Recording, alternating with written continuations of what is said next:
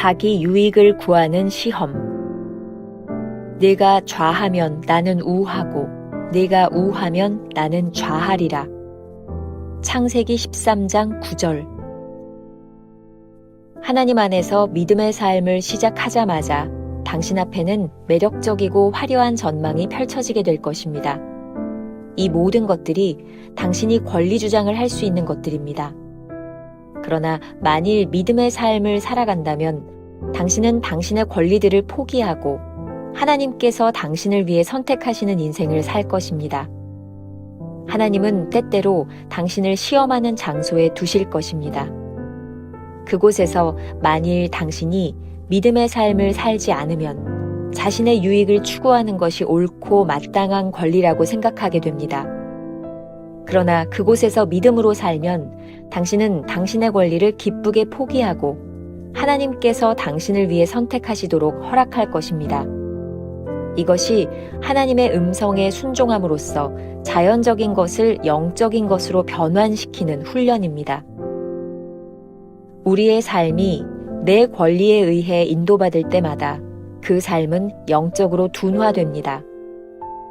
믿음의 삶의 가장 큰 원수는 죄가 아니라 충만하지 못한 어설픈 선입니다. 이 선은 언제나 최상의 선의 원수입니다. 위의 말씀에서 세상적으로 볼 때 아브라함이 먼저 선택을 하는 것이 가장 지혜롭게 보입니다. 분명 먼저 선택하는 것은 아브라함의 권리였습니다.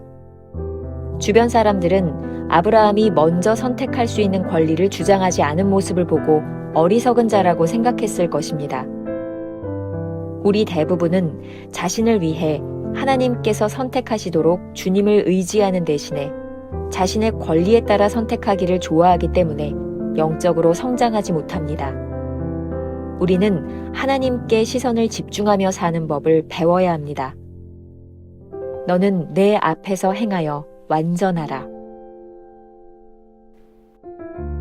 오늘은 5월 25일 자기 유익을 구하는 시험이라는 제목으로 말씀을 나누어 보겠습니다. 첫 번째, 권리 주장 대 권리 포기.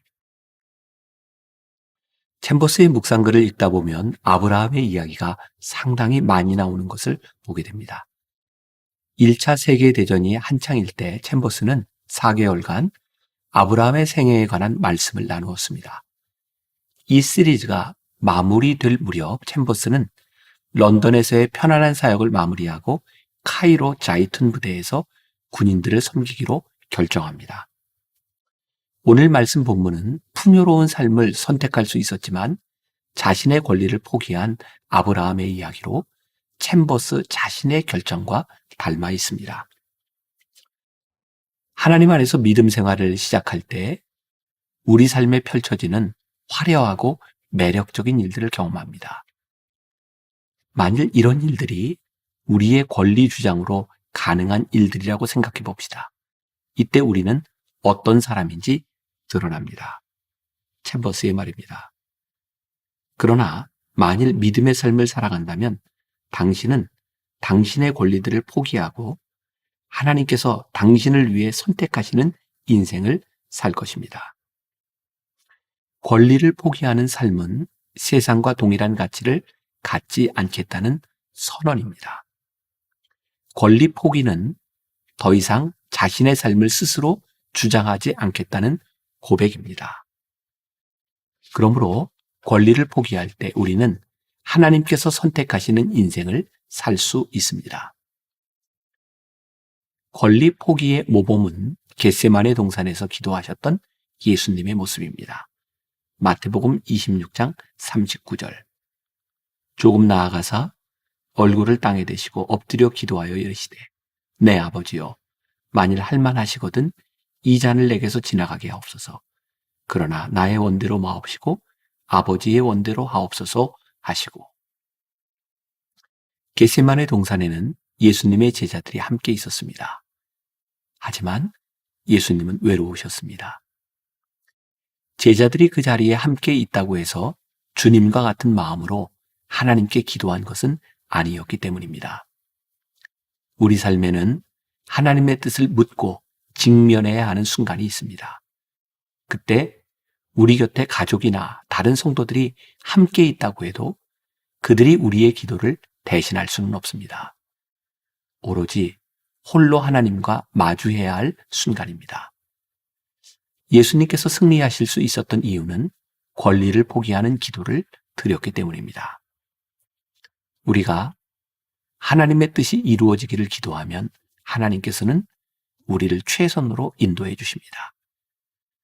권리를 포기하는 것은 하나님의 손에 온전히 맡기는 것입니다. 스펄전 목사님은 365 아침 묵상이라는 책에서 이렇게 권면합니다.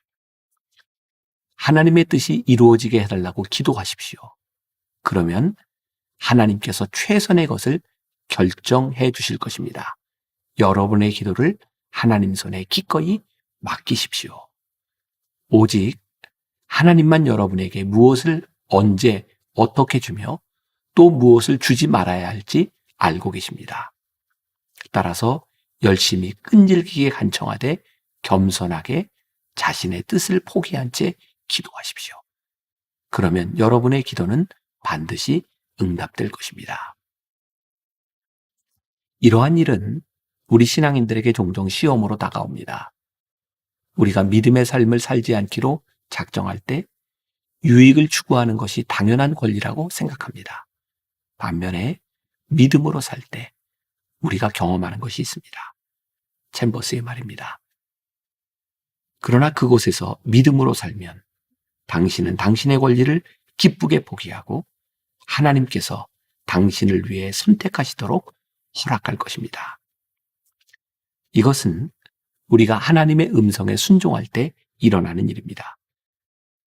이와 같은 순종을 통해 우리는 인간적이고 자연적인 삶을 영적인 삶으로 바꾸는 훈련 속으로 들어갑니다. 우리의 권리를 포기하면 하나님께서 우리를 선택하십니다. 두 번째, 최선 대 차선. 두 번째 단락에서 우리에게 참 좋은 삶의 지침을 발견하게 됩니다. 우리 인생의 문제는 늘 최선과 차선 사이에서 무엇을 선택하느냐입니다. 챔버스가 말하는 The good is always the enemy of the best. 선은 늘 최선의 적입니다. 우리가 믿음 생활을 할 때 가장 큰 원수는 죄의 문제가 아닌 것 같습니다. 나의 권리를 당연하게 생각하며 따라 사는 것입니다. 그렇다면 왜 죄가 가장 큰 원수가 아닐까요? 이미 믿음 생활을 시작한 사람들에게 죄를 구별할 정도의 능력은 있기 때문입니다. 제가 이해하기로 선이 틀린 것은 아닙니다. 죄가 아니라는 말이죠. 그러나 그렇다고 해서 선이 온전하게 하나님의 뜻이라고 말할 수는 없습니다. 우리 신앙인들에게 최선은 하나님의 뜻을 따라 사는 것입니다. 적당히 비난받지 않고 정당하게 내가 가진 권리를 누리는 선은 절대로 최선이 될 수 없습니다. 오늘 본문의 아브라함의 이야기로 돌아가 보겠습니다. 아브라함이 조카 롯보다 먼저 좋은 것을 선택하는 일은 가장 지혜로운 방법이었습니다. 그랬다고 해도 다른 사람들이 아브라함을 비난하지 않았을 것입니다. 그것은 그 당시에 마땅한 권리였으니 말입니다. 어쩌면 아브라함이 마땅한 권리를 포기하고 조카 롯에게 선택권을 넘겼을 때 사람들은 아브라함을 어리석다고 말하지 않았을까요? 그런데 하나님께서 원하시는 것은 마땅히 누릴 수 있는 권리가 아니라 하나님 앞에서 더 온전한 모습입니다. 창세기 17장 1절 말씀, 너는 내 앞에서 행하여 완전하라. 완전이란 무엇이며 차선이 아닌 최선의 삶을 사는 것은 무엇일까요? 챔버스는 이렇게 말합니다. 우리 대부분은 자신을 위해 하나님께서 선택하시도록 주님을 의지하는 대신에 자신의 권리에 따라 선택하기를 좋아하기 때문에 영적으로 성장하지 못합니다. 우리는 하나님께 시선을 집중하며 사는 법을 배워야 합니다. 하나님은 우리가 마땅한 권리를 누리기보다 하나님 앞에서 더 온전한 것을 생각하며 결단하기를 원하십니다. 오늘 하루 우리가 품고 살아갈 질문입니다. 지금 당신이 마주한 선택의 순간에서 최선의 선택과 차선의 선택은 각각 무엇인가요? 기도하겠습니다. 오늘 말씀도 우리들에게 큰 도전이 됩니다. 우리는 권리를 주장하는 사람인지 아니면 하나님 앞에서 우리의 권리를 포기하는 사람인지, 우리는 늘 우리가 원하는 선을 따라 사는 사람인지 아니면 하나님 앞에서 최선의 것을 선택하며 사는 사람들인지, 우리의 권리를 포기하는 것 쉬운 일이 아닙니다. 우리가 어느 정도 선을 따라 살아가는 것, 그것이 어쩌면 우리들에게 훨씬 더 쉬운 일일지 모릅니다. 하나님은 오늘 우리들에게 말씀하십니다. 너희가 내 앞에서 완전해라. 너희가 내 앞에서 최선의 것을 선택하며 살아라. 오늘 하루 우리들이 하나님 앞에 이러한 삶을 살아내며 결단하고 또 하나의 간증을 쌓아가는 날이 되게 하여 주옵소서. 예수님의 이름으로 기도합니다. 아멘.